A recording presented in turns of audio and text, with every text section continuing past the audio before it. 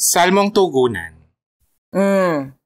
Paano po ba may babalik ang isang passion na nawala dahil you've been doing it for others for years now?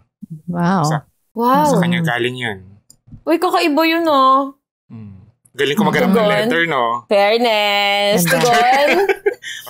Santalina, tulungan mo po kami. Ayan. Oh my God, special episode ito. Special episode na naman. So, last Thursday, kung napakinggan yung episode namin, nagiging music podcast na tayo kasi last Thursday, si Zach Tabudlo. Ngayon naman, another OPM legend. OPM legend. It's Barbie Almalvis. Hello. Yay! Celebrating her 25 years in the music industry.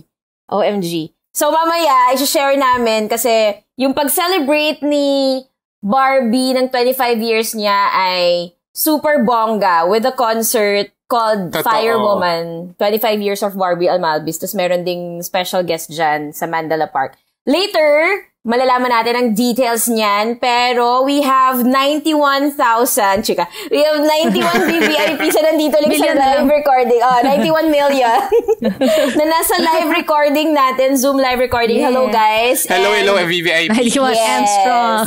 Yes. Isa to sa mga perks ng pagiging VVIP. You can be part of the live recording. At dahil nasa live recording sila and Barbie is feeling generous, mamaya magbibigay tayo ng free tickets to her concert later. Yes. Pero syempre, hindi na kayo makakasali. Makakasali lang yung mga nandito sa Zoom kasi nga VVIP sila. Okay. Sige, pakilala muna tayo. I wanna be a firewoman. I'll water down your desire. I'm G. Ayoko ng torpe, pero gusto kita. Ako si Tonette. Ganon. And our special guest. Hello, JP and Tonette. Happy birthday to you. Ako si Barbie. Thank you. Kinuha ko yung pinaka-popular song in the world, di ba? Okay. Actually. Matalino. Of songs pala eh. Matalino. At ito ang Walang Kwentang Podcast presents You got it. Santalina, tulungan mo po kami. With Barbie Almalvis. Yes. Still a Spotify exclusive. And powered by Anchor and CHOR. Super fan ako. Hindi lang ako masyadong Ako din, oh my God. Super fan ako. Exit na nga ako hindi makapag-work na maayos. Kasi yung Hungry Young Poets, nung nababaliw ka sa OPM, yung Hungry Young Poets, ang isa sa mga... Siguro grade school ka pa lang nun. Grade school. Kakapanganak pa lang sa akin. Hindi, joke. Baliw ka na sa OPM. Baliw na ako, pero grabe yung torpe. Yan yung mga umpisahan mong tugtugin sa gitara. Tapos naging Barbie. Nagigitara ka? Nagigitara ako, no? Pinaubaya ko na sa iba kasi baka buti abot mo siya. Hayop ka. So super starstruck kami. We're fangirling and fanboying. True. Okay, so mamaya natin pag-usapan ang kanyang 25 years. Grabe, 25 years na pala. Totoo. Kung nakikita niyo so this is a video podcast. So, dyan sa Spotify nyo, may makikita kayong play button sa baba. So, pwede nyo pakinggan, pero pwede nyo panoorin. So, kung makikita nyo Wait, I didn't know that. Yes. Pwede nang mapanood yung mga video podcast. So, kung makikita nyo si Barbie ngayon, para pa rin siyang yung nasa Hungry Young or Barbie's Grade. Grabe yun, no? Siya ng dugo ng sanggol. Reset. Hindi siya tumanda. Diyos ko. Okay, so today, Santalina Letter Sender Day. So, yung mga letter senders, yung mga listeners namin, pwede silang mag-send kasi ng letters sa mga problema about love or about sex. Pero ang pag-uusapan natin ngayon ay about passion and career. Kasi nga, Barbie is celebrating her 25 years. Marapat man lang. Totoo, I don't think you will last that long in the industry kung wala kang love for your art and craft and passion for it. So yon, Santalina of Job Street. Kung naalala mo si Santalina, siya nagbibigay kasi ng mga email ng mga job interviews sa mga college students sa fresh grads. So, siya ang ating Santa for today. Ayun. Okay. Got it. Okay, game. Let's go, JP. Okay, ito na yung letter. Ang pangalan ng ating letter sender ay A Cancer pero hindi ng lipunan. Taray! Daming alam, no? Daming alam! Talitalinuhan. Oh. Okay, ito na. Paano po ba maibabalik ang isang passion na nawala dahil you've been doing it for others for years now? Pinagsanib na Santa Lina and Santa Jolens ang need, I think. I think Santa Lina lang. Pala decision siya. Oo, wag kang ganun. Hi po, directs and guests if any, and VVIPs if nag-live recording. Grabe. Napakagaling niya. Husay niya. Very passionate siya. Oo. Cancer ka talaga, hindi ng lipunan. Just to be sure. Sana po may maitulong kayo at ang ating mga Santa dito sa problema ko. I used to love writing po kasi. Poems. Yeah. Is it poems or poems? I think both are good. Okay, I think tula. Tula is the best. Yes, tula. Linggo ng wika. Supremacy. Poems, prose, shorts, essays, writing, and thinking about writing used to excite me. I even started and managed to grow a Facebook page dahil sa pagsusulat ko and pag-share ng mga ito online. Pag may naiisip akong idea for a new write-up, feeling ko buhay na buhay ako. But 2 years ago, nagsimulang manamlay yung love and passion ko for writing when I got hired as a copywriter. Yun pala yun. Okay. Bilas talagang pumapatay sa ating passion. So feeling ko dapat talaga hindi na tayo nagtatrabaho. Ayun. I've been writing copy for ads. Oo. Yes. I've been writing copy for ads, website content, social media, etc. And every copy I make, every caption I write, kailangan kong gamitin yung boses ng kliyente ko. I have to think and write like my clients. Yes. Ayun. And dahil na rin siguro... Wow, that's a great question. Yeah. And dahil na rin siguro lagi na lang about business ang naisusulat ko, these days, whenever I try to write about love and life, halos wala na akong maisip na isulat. Kung meron man maisulat, hindi na gaya ng dati yung feels. Dahil araw-araw akong nagsusulat para sa iba for the last 2 years. Halos hindi na ako makapagsulat para sa sarili ko. Oo. I got used to other people's voice until I lost my own. Long sad. Wow. Little Mermaid yun. Little Mermaid. Ay, ito na pinakitaan ka ni Barbie. Hinahamon ako ni Iwa ng Barbie. Hindi nawawala, di ba? Tapos ano yun, yung moment, di ba? Yung lumilipad yung voice niya, tapos nawala na. Oh my God, ang ganda. Si Barbie yung Little Mermaid. Tunet, ikaw si Ursula. Gago ka. Kinuha na yung voice. At ikaw si Dugong. Hindi sila magkasama sa mundo. Go! Ay. Dahil mong papanda. Grabe. Ganyan talaga. Actually, sorry po. Ganyan kasi yung background talaga ni JP. Pasensya na. Ako na humingi ng ano. Wow! Hiyang-hiya. Go. What's the nickname of our letter writer? A Cancer pero hindi ng lipunan. Okay. Yes. So wala siyang secret yung name pala niya. Yes, anonymous siya. Okay. Yes. Anonymous pala. Feeling ko Cancer na lang, ang haba kasi nung sinabi niya. Si C na lang. Hello C. Pwede rin C. Hello C. Yes. Ayan.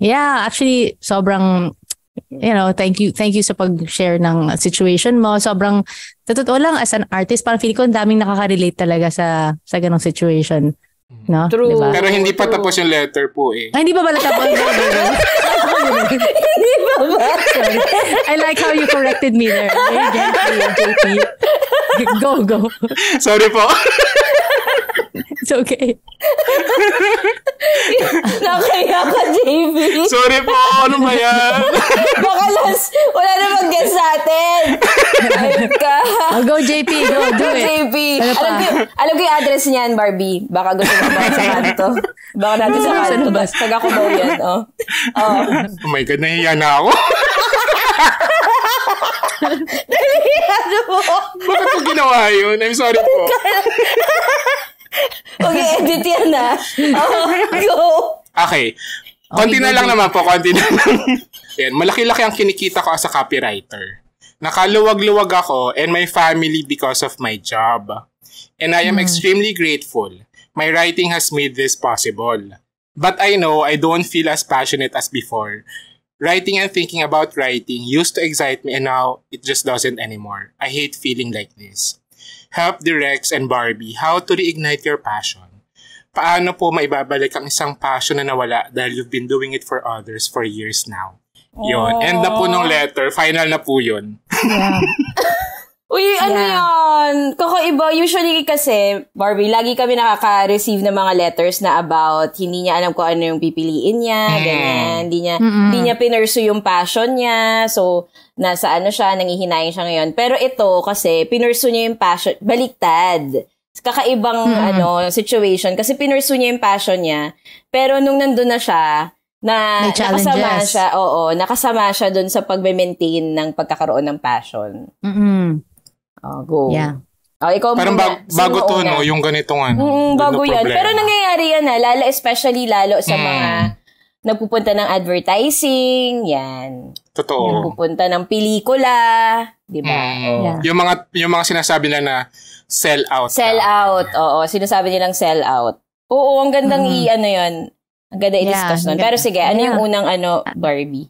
I think for me, parang start lang din muna sa the fact na syempre writing is an art, right? And yun nga, pagsulat ng poems, pagsulat ng stories, yung mga articles niya, ganun, it really is an art form. And kaya parang kahit ibang medium pa, parang relate tayo lahat dyan, mga musicians, basta all kinds of artists, painters, ganyan. Parang age-old thing na ngayon, kaya starving artist, di ba? Parang ganun kasi we know that parang the nature of the job really is parang ganun siya, parang yun nga, it's not a regular thing, di ba? Parang I'm celebrating 25 years and this has really been like straight from college kasi diretso na music lang talaga yung ginagawa ko. So I've never really had a regular job myself. I've never had a regular thing, so I know how it feels, to live like that, to be an artist. And it's even until today, para siyang parang, di ba yung sabi nga, parang it's like walking by faith. Parang gano'n. Hanggang ngayon, being an artist talaga, it's an exercise of walking by faith all the time. God, I hope I'm walking the right path. I'm walking, kasi hindi nga siya, wala kang regular thing talaga na inaasahan, di ba, na gano'n. So, it's really, yeah, so I understand talaga the struggle. Pero yun nga, yung other side kasi nun is sobrang love mo yung ginagawa mo. Diba? Parang, what she was saying a while ago na sobrang saya. Pag nakakasulat siya, it really, parang for me, it really drives me when I get to make music. I shared nga before na parang every time I get to finish a song, talagang ecstatic ka talaga. Yung parang euphoria talaga yung nafe-feel mo. It's so, parang hindi mo siya mabibili. Yung ganong klaseng feeling. Like when you get to finish a work and you're so happy. Like you don't know where it came from. Like a song suddenly is there. That's why we're, artists are really motivated to pursue it. Diba? Kahit na risky siya. Ganon. Ano ba? I just wanted to start with that it's really a situation that I understand nga yun. But then, yun nga, biglang nag-adulting na tayo, di ba? High school ka, okay lang, gawa ka ng poem. Nasa school ka, gawa ka lang. Ako rin, I started writing.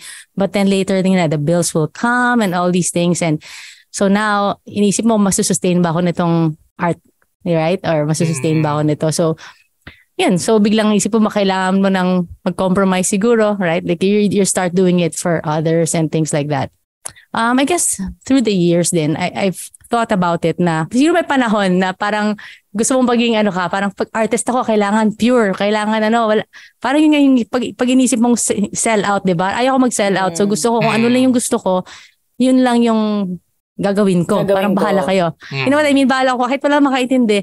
Pero I guess when I was younger, I used to think like that. But then I realized na it's over time that it's not really, hindi siya set out yung pagsaserve. Kasi that time may sariling gifts, right? Like, yun nga, it can be music, it can be anything, managing, it can be, millions of myriad types of gifts, right? But yung gifts na binigay sa atin, mga talents natin, hindi naman yan binigay sa atin para lang for our own selves, right? But we're here to, to serve each other. That's why you guys have this, podcast, because you wanna, of course, you're enjoying what you're doing, but it's also serving people, right? So I think it's not selling out when you're thinking about others, when you're exercising your talent, right? So, yeah. So like, for example, for us, sa mga gigs namin, parang may mga stuff na sobrang enjoy ko talaga tugtugin, or like it's a new song, I'm excited about it. Pero kung ano yung audience, hindi pa nila alam yun. So they're probably not so excited about it. So siguro I'll play that song. Pero isipin ko rin ano yung gusto nilang marinig. So I can also serve them. You know, enjoy din naman ako doing both. So yeah, I don't think it's selling out, yeah, to think about serving your audience. So so balance siya. So I think nagkaka-problem pag nag-extreme ka. Yung parang yung sasabing nawala mo na yung sarili mo. Parang nawala na. Talagang you're just, if I go out there every night and play songs I hate and stuff, I mean, sometimes it's a reality for people. I mean, but it's so hard. I can understand. Parang I mean, when I do things like that, like if example, I don't believe in it or something, parang I die a little. You know what I mean? Like pag sobrang marketing yung iniisip mga gano parang parang yun nga, there's something about it that dies a little, right? But if you so if you do that extremely to an extreme, na puro gano'n na lang. Parang wala na yung love mo dun sa ginagawa mo. Wala na mo nakikita yung sense of purpose, but parang you're just doing it, because you need to pay the bills. Yeah. Parang yun nga, I understand it. It's really, there's a part of you that will really parang wither. And yun, parang nakakaano siya talaga. Yun nga, yung love mo for what you do, talagang it becomes a burden, the whole thing. So yeah, my advice really is to bring back the dial lang. You have to find a way to still be able to serve. Yun nga, parang be faithful with yung sarili mong yung mga hilig mo. Di ba? There's things you love to write about. There are things na parang ganun. So, yun nga, pero may sacrifice siya. Di ba? Yun nga, parang meaning may risk siya. It might not promise you the same pay at the end of the month, but then you're investing din in it. Kasi it can be, kasi kung sobrang love mo, pwede siya magiging maganda . Diba? Kung sobrang love mo para magsulat ng short stories, then I believe you'll be a great writer of short stories. And eventually, sa umpisa, siguro wala ka munang na-earn. But, eventually hopefully it will bear fruit. So, yeah. So I'm with writing. I'm like that. Then I still nurture that side of me that's an artist. That's like, kahit na hindi ko inisip na parang, a lot of people will enjoy this. It's not that. It's like I'm really trying to find the voice that I want as an artist. Kahit na risky siya. But at the same time, di ko rin naman sinisip na parang, it's okay, gagawin ko lang to, bahala na kahit na walang may gusto nito. Parang gano'n, I do my best. But then I'm also like, no, kasi honestly, I used to be kind of like that. Like sometimes when I get discouraged, like, sometimes when we release songs, it's not always received in the same way. Sometimes it's good, sometimes not as good as before. You know what I mean? It's really an ebb and flow talaga sa pagiging artist, pag-release ng songs. So minsan umabot ako sa point na, okay lang, basta ako ginagawa ko lang yung I'm faithful with my gift. You know what I mean? Like, I'm gonna sit down, write songs, record. I'm gonna do the work. Pero kung hindi man siya tanggapin ng the way that I hope, okay lang. Parang binababa ko yung expectation ko. Sige, okay lang. Basta ako ginawa ko. Ganun. And then my husband, actually si Martin, he's a painter. And we always talk about art and music. And so he told me something one day. Parang gently correct niya ako. Parang si JP. Yung gently correct. Sabi niya, nakalimutan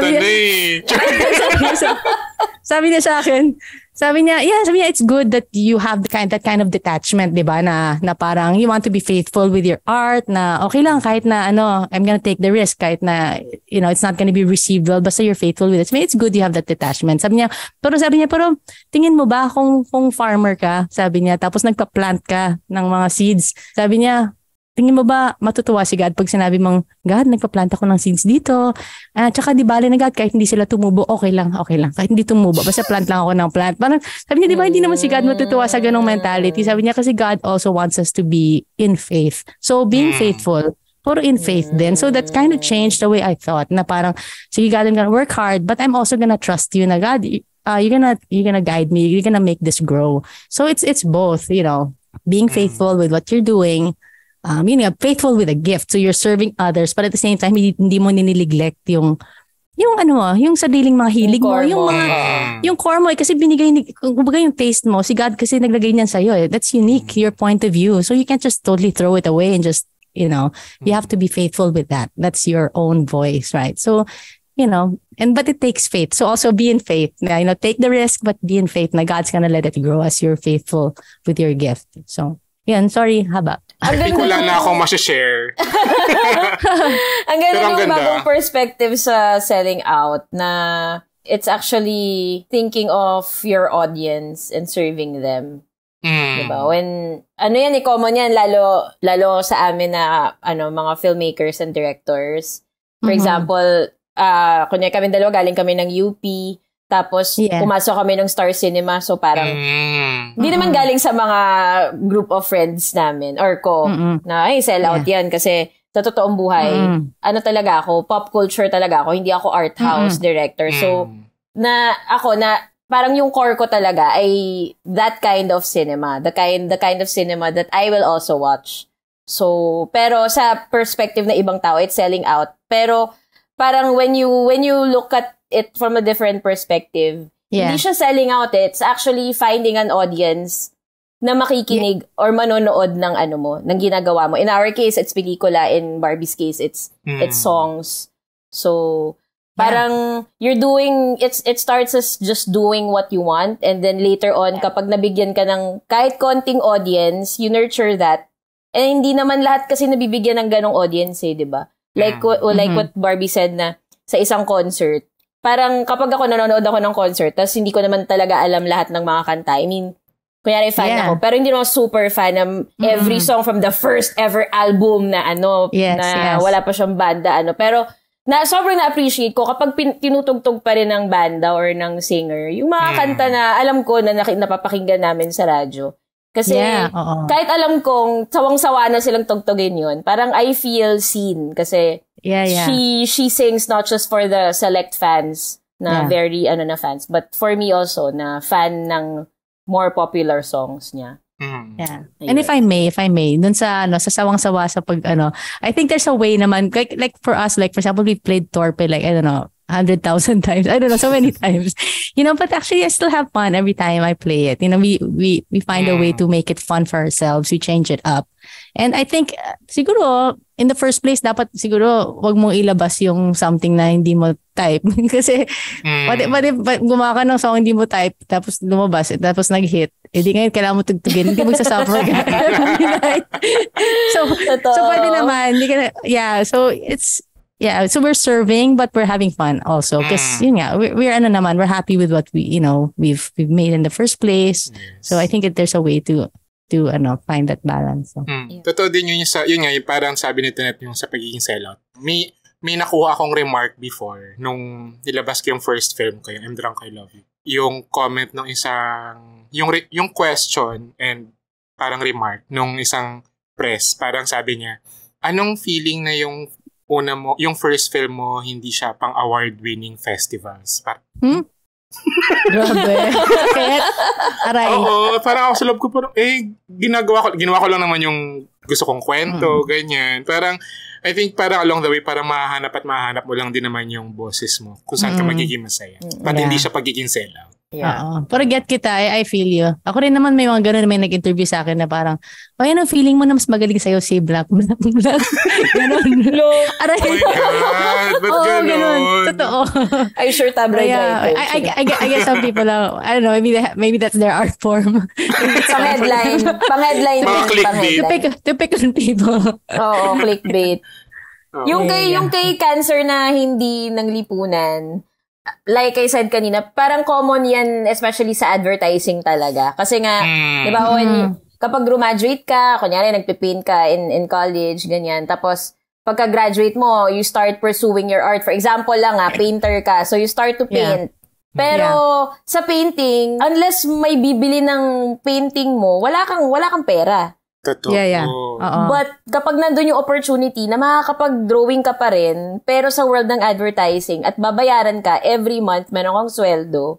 Pero magpipaint ka, gagawa ka, hindi paint, pero gagawa ka according sa gusto ng according sa gusto ng kliyente mo. Pero may balik na pera. Naiintindihan ko yun kasi 'di ba? Okay naman na masaya talaga nagpipaint, masaya gumagawa ng kanta, ng pelikula. Pero pag kumakalam na talaga yung tiyan mo, totoo. Hindi nakakabili ng ang painting at kanta. So, kay cancer, don't feel guilty that you pursued that. Kasi, hindi lahat, sinasabi namin lagi ni JP, privilege yun yung pag-pursue ng passion.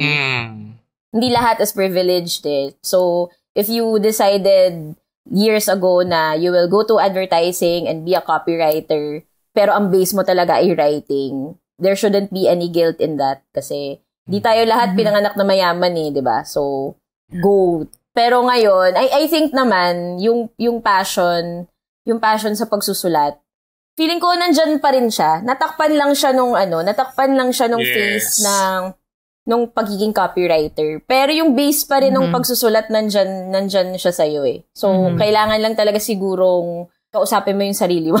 Ano yan? Kausapin mo yung sarili mo na parang mag-introspect. Oo, parang iba yung pagsusulat ko para sa iba, pero kaya ko pa rin magsulat para sa sarili ko. And siguro hindi magiging immediate yung reward.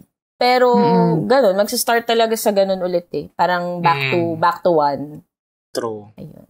Ako naman, 2 years na siyang copywriter. Kung nakatagal siya ng 2 years sa trabaho niya, ibig sabihin magaling siya sa ginagawa niya. Hindi siya tatagal doon ng ganun katagal kung hindi siya magaling na copywriter. Oo, kung hindi siya magaling na writer.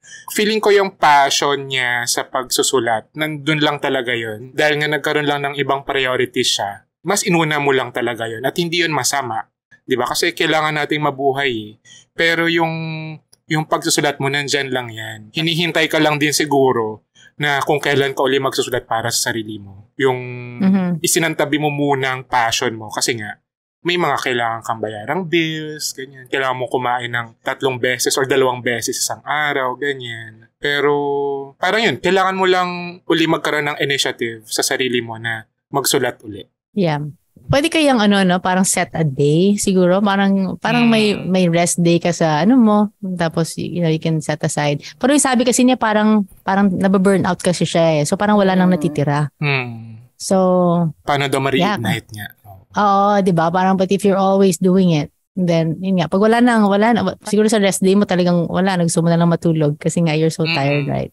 Yeah. So, yeah, maybe something to really pray about nga and consider. Ayun, maybe, find a way na you can still set aside that time for your own joy, syempre.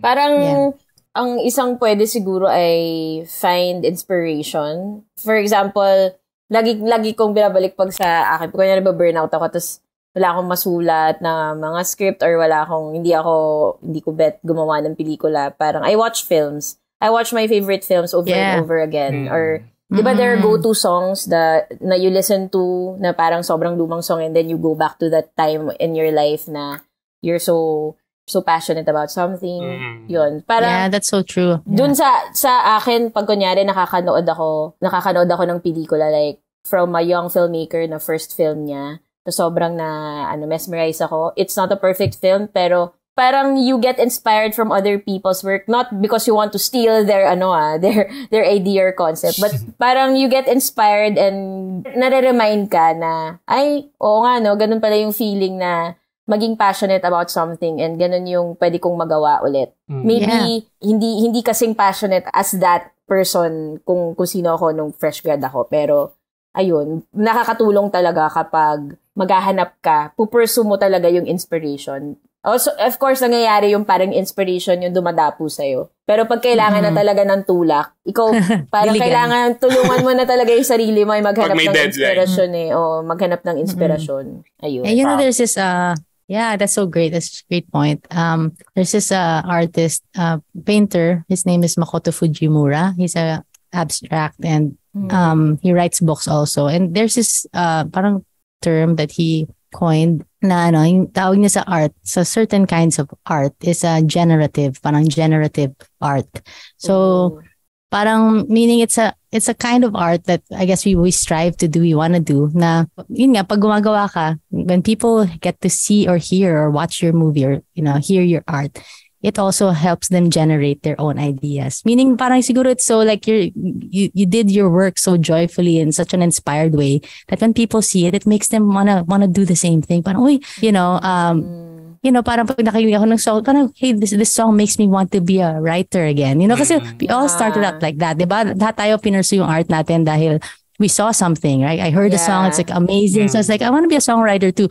Parang ganun. So I think as we continue in our journey, parang we have to still find those kinds of people na nakaka-inspire sa atin in that way. Like I even tell people, like, you know, the guys, the people that you follow on Instagram. You know, sometimes you see Instagram or social media, may mga fina-follow kayo that make you feel bad. Like parang it's like, sometimes like all of us were like parang, di ba, it's like, ano naman, common yun, di ba, na parang everybody's lives are so curated, right? Parang ba't ang life niya ganda-ganda or ang saya-saya, saan siya pumupunta? You know what I mean? So sometimes like social media has a tendency to make you feel bad about yourself because everybody, it's just their highlights, right? But then you can also curate your Instagram with people or artists or things that inspire you. Parang generative sa'yo. Na pag nakakita ka, uy, na-inspire ako. Gusto kong ganon. So, you know, you have to find those artists in your life. Writers, you know, filmmakers that make art that is generative for you. Because, yeah, it really started like that. And it continues to be like that. Even today, I can't continue to write songs without, you know, finding inspiration from around me. Hindi ko pwedeng hugutin lang lahat sa sarili ko. You know, kasi I started out ganun lang di ba? Yeah. Being a fan. So, I have to continue being a fan pa rin. Ganda nun. Always be a fan of something or someone. Tsaka di ba binanggit niya na meron siyang Facebook page Tapos nakalimutan na rin niya yun na where she would post her poetry, her poems, and may mga na-inspire siya ng mga tao. So baka kailangan niyang balikan yun. Kahit hindi siya mag-post, pero siguro balikan lang niya yung mga kahit from years ago, from 5 years ago, and then read yung comments ng mga tao. Syempre, it sounds so parang self-gratifying. But bakit ba? Diba? If it helps you, encouragement. Yeah, if it helps you be inspired, balikan mo yun. Minsan ginagawa ko yun, yung para sa mga vlogs ko. Binabalikan ko yung mga dati kong mga entries nung college ako. Tapos nakikita ko yung mga reply ng mga strangers. Kasi diba dati, ganun lang naman dati. Blogspot, diba? Live journal, di ba sila kalala. Tapos natatransport ka sa ganong stage ng life mo. Yun. Yeah. Oo nga. Ayun. So, Cancer hindi ng lipunan, find that inner fan in you again. So, like what, Barbie said. Ang ganda nun. Love it. Ang ganda nun. Yeah. Push mo lang at abangan namin ang Facebook page mo kung ano man yun at yung mga susunod mo isusulat ng TVC. Tsaka maganda yun sa kanya kasi parang kung years ago, ito yung dream niya, ito yung aspirations niya. Years after. Kasi minsan, di ba kapag self-reflect tayo, parang minsan inisip natin, yung mga dreams ba natin before, gusto ko pa rin ba siyang ma-achieve today? Kasi minsan nagbabago siya Yeah. Kapag tumatanda ka, nagbabago yung mga pangarap mo sa buhay, ganyan. Pero siya parang bumabalik siya dun sa passion niya ng pagsusulat. And I think magandang starting point yun for you, Cancer, na alam mo sa sarili mo na gusto mo magsulat. So babalik ka dun. Yeah, it's a blessing in itself that you know what you want to do. Yes. Right? That's already na yan Step 1 na yan Step 1. That's true. That's true. Hindi lahat alam agad at napupursue agad yung gusto. Kaya iba yung path niya Parang next level yung kanya Nakuha na niya agad, pero kailangan lang niyang balikan yung core. Bakit ba niya to ginagawa? Tsaka at least hindi ganun kalaya yung trabaho niya, di ba? Parang hindi, from writer, hindi siya naging, kunwari, IT, ganyan. Totoo, di ba? Ayun. Okay, punta tayo sa next segment ng ating episode. So, ang ating next segment ay ang RRL, ang Review of Related Lit. So, hindi to pang thesis. Pero RRL, Review of Related Lit, where we recommend songs, movies, series, books, YouTube videos na related sa suliranin ng ating letter sender na pwede nyong i-consume pagkatapos ng episode na to. But for this episode, our RRL are the songs of Barbie Almalvis. Kasi 25 years na si Barbie Almalvis. Totoo. Ka-age ko na. Mayos ka na sa pamamahay ko. So, Barbie is celebrating her 25 years with a concert called Fire Woman, 25 Years of Barbie Almalvis. Sa March 11... sa Mandala Park. Yeah. Yung Mandala Park, dyan din nag 20th year na anniversary ang sa wakas, si Ebe. Yeah. So, maganda yung venue. You can get your tickets. Diba? Ako na yung you can get your tickets at Ticket Melon. Oh yeah, Ticket Melon. Yes, tapos she has a lot of guests like Sandwich Clara, si Gabby Alipe ng Urban Dub. I Belong to the Zoo, Kai Del Rio and Bird. And nandun din yung Hungry Young Poets na mga kabanda niya in Barbie's Cradle. And Barbie's Cradle. Oh my God. Yeah. Thank you, GNN, for making it happen. Guys, marami kasing mga Gen Z mga nakikinig at nanonood sa atin. Kailangan yung mapakinggan ang Hungry Young Poets, ang Barbie's Cradle at nung Barbie Almalvis. So, kailangan nyo guys. Kailangan nyo. Kailangan nyo. Di ba kailangan nyo magkaroon ng bagong, be a fan of someone. Yeah. And that's Barbie Almalvis. Alam mo, sobrang napapaka-fangirl ako. Pero kasi nung time na yan, nung time ng, Barbie, ng Hungry Young Poets, that was the time na madaming banda, but most of them, ang frontman ay lalaki. Kaya sobrang refreshing ng Hungry Young Poets for a girl to be a front woman of a band. And 'di ba when we were in high school or grade school, parang tutugtog tayo pero tinutugtog natin mga from the point of view of a lalaki. Kaya super refreshing talaga na babae, na point of view ng babae, yung love stories na kinakanta point of view ng babae. Super Thank you. Okay, sige, punot tayo sa Kasi favorite yung isa sa mga favorite ko, Firewoman tsaka feeling ko pwede yung Firewoman. Hindi pwede yung Firewoman kay ate. Pwede ba? Charin. Pinilit. Pero, Pinilit na lang. Pero yung lyrics kasi of course, yung isa ng favorite ko kasi Dear Paul. Pero syempre, isa siyang love, heartbreaking. Yeah, it's a love story, But Paul can be like... Is it super heartbreaking ba? Hindi naman siguro super hard. Baka nung panahon na napakinggan nito yung melody, hindi heartbreaking. pero kasi yung Dear Paul, di ba, it's about an old love. So, yung Paul, baka pwedeng yan yung passion. Too young lang. Baka yung Paul yan yung passion ni passion ni passion self. For writing. Oo. Dear old self who loved writing before. So, yan, yung Dear Paul. Dear Paul, my old friend. Listen to that. Nice. Yung Dear Paul, Barbie's Cradle na to, di ba? Yeah. Barbie's Cradle na, yeah. Oh my God, yan yung era ng mix. Yeah, we made a music video pa sa UP. Oh my God, yes. O, ikaw, JP. My film, I think, limang dipang tao. Actually, limang Money dipang for tao. Food. Ay, pwede rin Money for Food nga. Yes, actually, Money for Food. I wrote that song actually exactly about this topic. Talaga, yun na sa akin, Money for Food. Ay, gaya-gaya, nakakainis. Pero nga, pwede nga yung Money for Food. Sa Enchanted Kingdom yung music video niyan. Tama ba? Yeah. Sa Enchanted Kingdom. Anyway, go. Kunyari, ikaw nakaisip ng Money for Food. Sige, JP. Na lang, limang dipang tao. Parang pwede rin yung limang dipang tao. Limang dipang tao, pero galing kay Ryan Cayabyab. Ryan Cayabyab, Mr. C. Yes. Pero ang ganda ng version ni Barbie.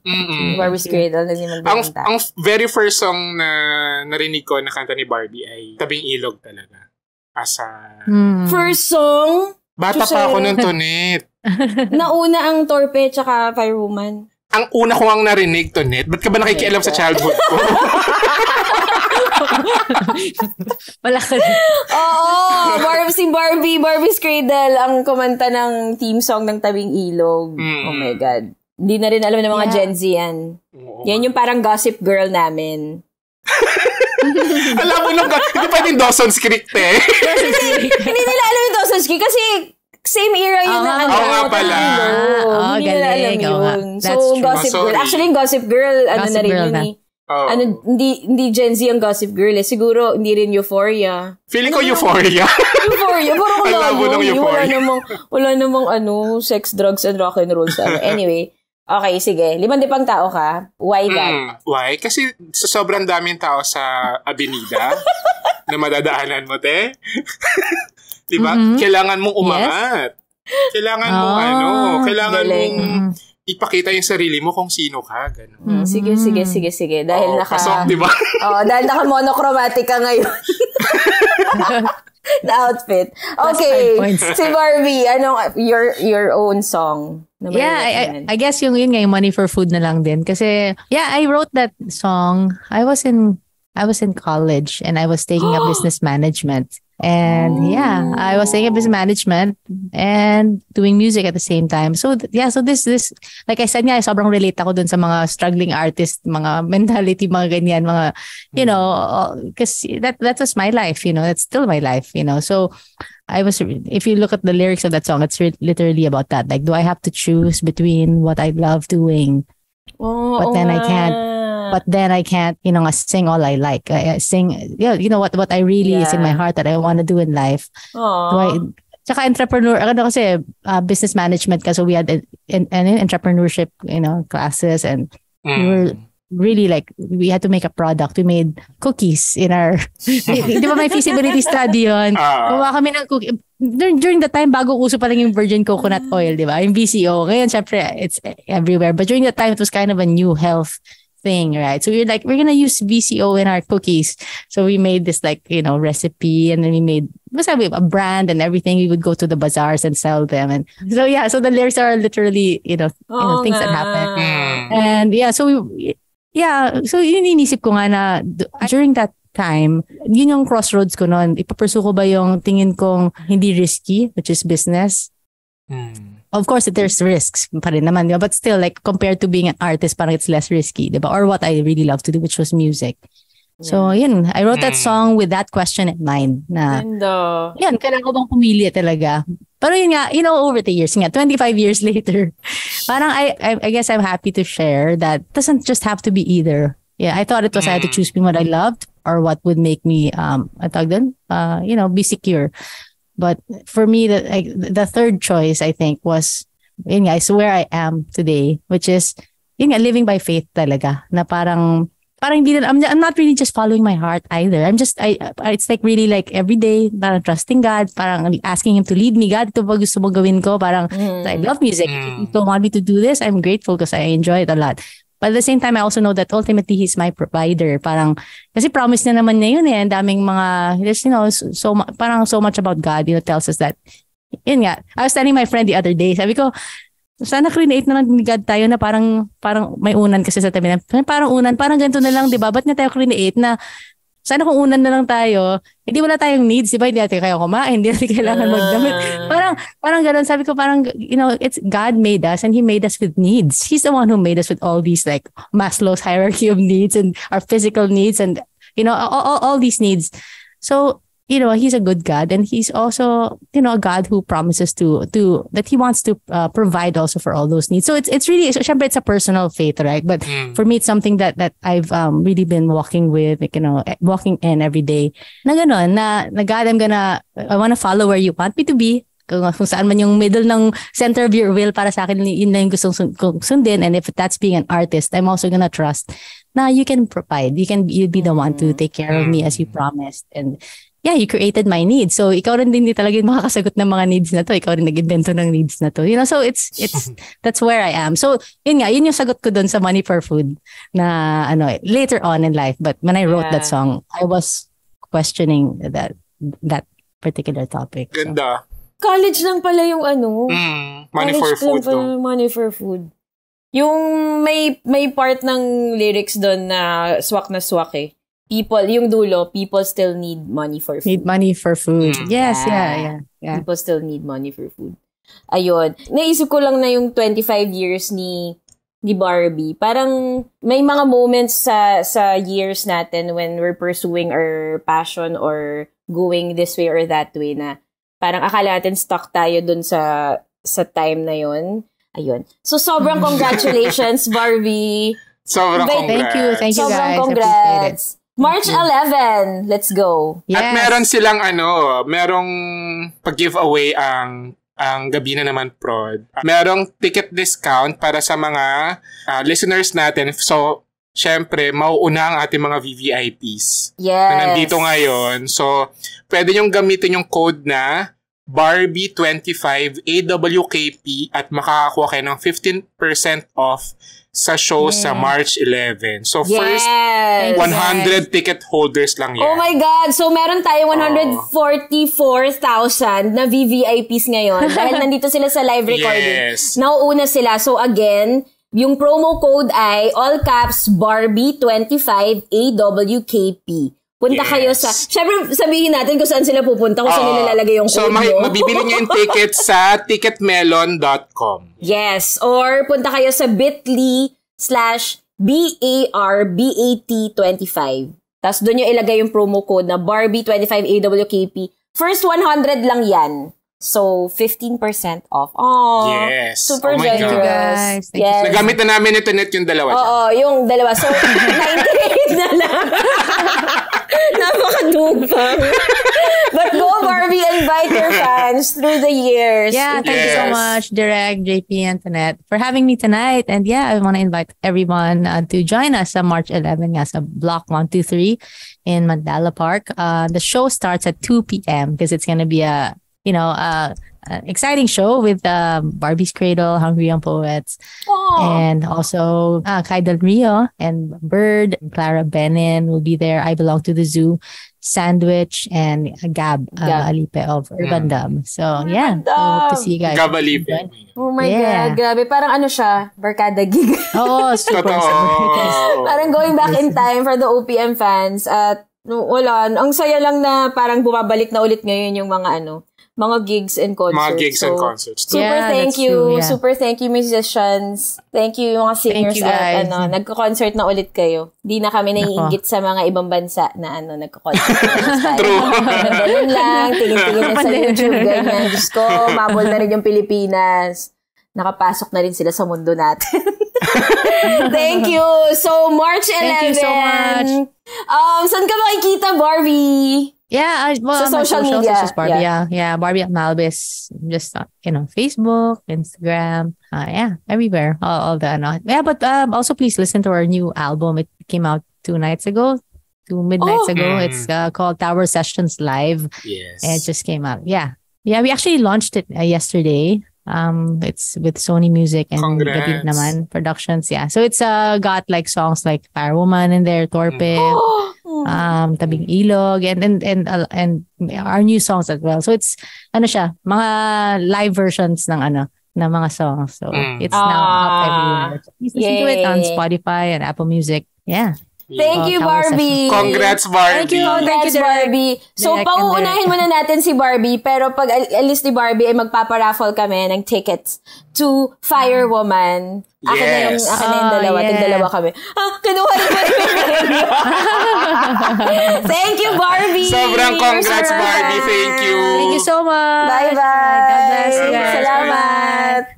Bye-bye. Ayan, game. Oh my God. Ito na. A few moments later.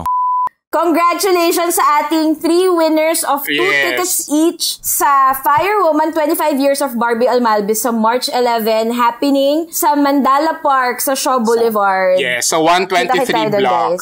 Yes. So, pupunta yung mga bandmates niya from Hungry Young Poets, Barbie's Cradle, nandyan din si Gab Alipe from Urban Dub, Sandwich, I Belong to the Zoo. Si Kai Del Rio. Yes. At si JP, baka kumanta rin, pero... Yes, kasama ko ng Hungry Young Poets doon. Ako lang yung hungry. Tsaka ikaw yung poem.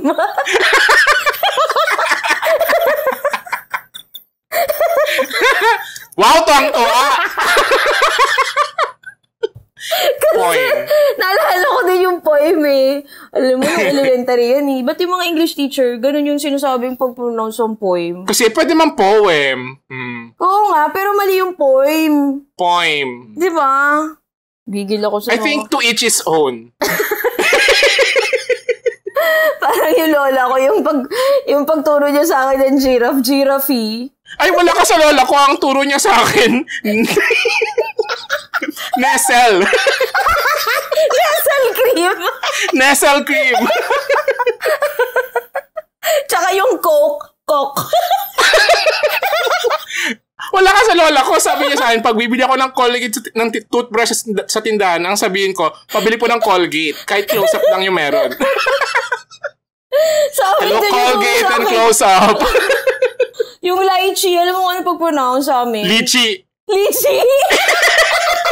Liching bata ka? Lychee din sa'yo? Tali naman ganun! Tapos nagpunta ako sa St. Paul, mga social yung mga classmates ko, pag-pronounce ko sa giraffe. Unique ka, ti. Sana, baka sana tumatawa. Giraffe pala. Giraffe. Kasi ba't may letter E nga naman? Diba? Kung nagtitipid ng letters, ba't ilalagay pa doon? Ay, totoo. Ay. Ayan, congrats sa ating 3 winners uli. So, kita-kits sa March 11. Kung hindi kayo nanalo ng VVIP tickets, punta na kayo sa Ticket Melon and go get your tickets there. Congratulations Thank you, Gabi na naman, kay Barbie Prod. Almalbis and Gabi na naman, Prod. Yes. Baka gusto nyo kami kunan for a concert. Oo. Pwede kami nito net sa March 11 din. Ituhog nyo na.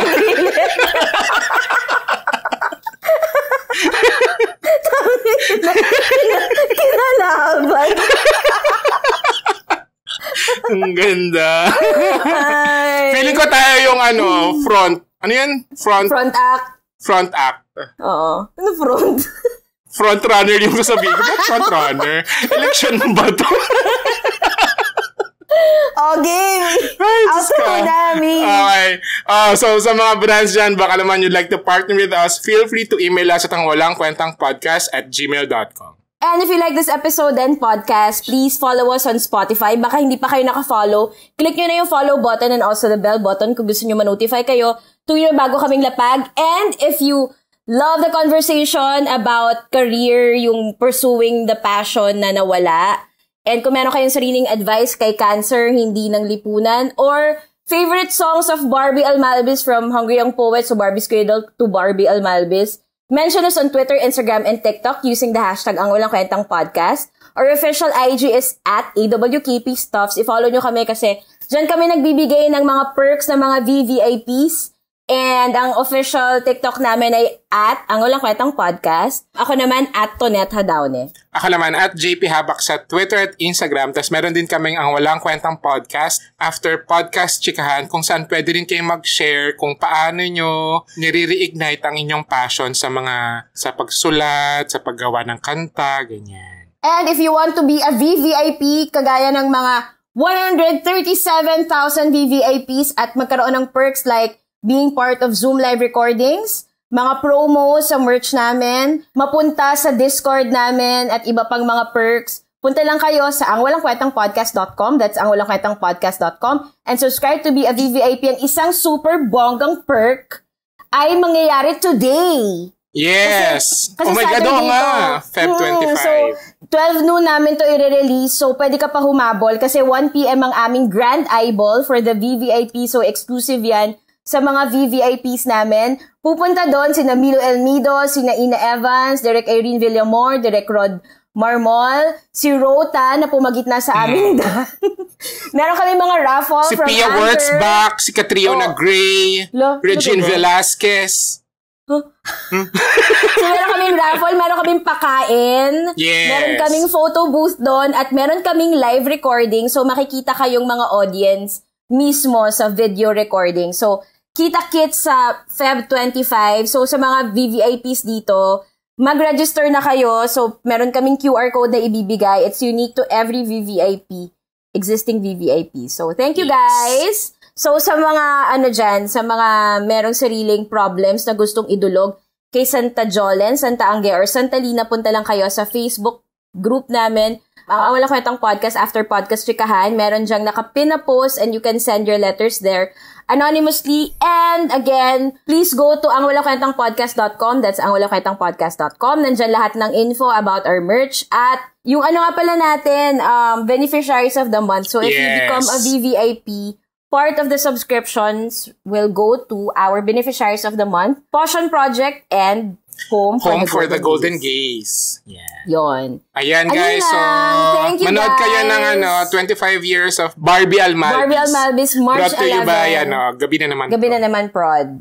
Thank you guys. Bye-bye.